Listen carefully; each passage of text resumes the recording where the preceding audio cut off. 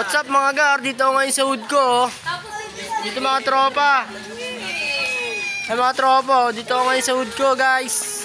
Pahinga ngayon. Sunday ngayon eh. Pahinga ng mga poging mayores. Dito pala ang ruta ko. Phase 1. Napin nyo na lang. Raymart Nosito. Wala kayong ulo daw na Edmundo. Raymart Nosito. Mark, ano masasabi mo, Mark? Ano masasabi mo? Dito yun kasi. No-comment ka dyan.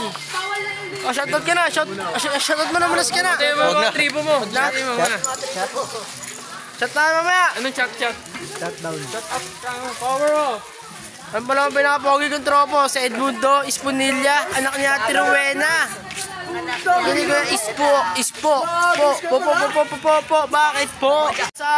Sa pamilyang Esponilla, hindi ito po pala ang pinakagwapo nilang anak na si Edmundo de la Fuentes. Mon! Shoutout ka lang muna dyan, Mon.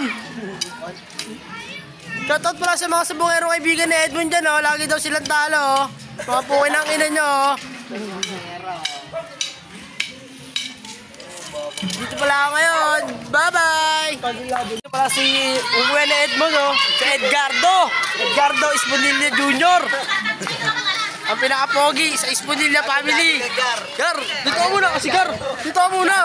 Shoutout ka muna kasi. Puta. Ulo ka. Ano yung check?